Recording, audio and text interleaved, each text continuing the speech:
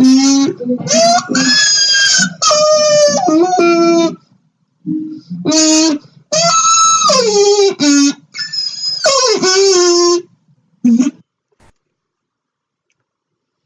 there everyone, and welcome back to the Teory Tuesday. Now, by popular demand of 8 views, we are going to be continuing with the series immediately. As in, this is the next theory. The next theory is Tom the cat brain dead? What do you think?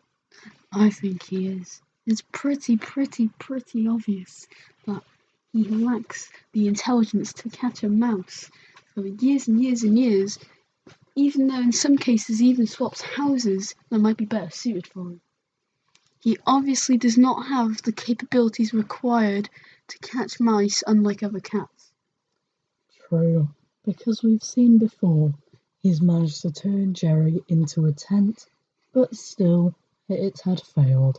And in that very same episode, he proceeded to turn into a cuboid. See, now with this, if he cannot catch a mouse, what is the point of him being a cat? Possibly, he has a mental illness or form of extra or less lack of chromosomes. His condition gets worse, as in many episodes, he gets severe injuries to the head, and like a bowling ball smacking him on the head and allowing him to clonk out. He was also hit by a phone book, which, as we know, are impossible to break.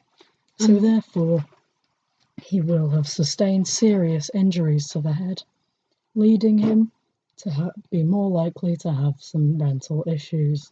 Unfortunately, it seems like his owners don't care much about him either. I think from this, he was driven to suicide with Jerry because they could not get the girls in the episode. This picture proves it. Okay guys, thank you for joining us on Teory Tuesday. We'll see you next time. Like, comment and subscribe for more awesome theories about your favourite gangster YouTubers. If you don't like it, then you can go away now.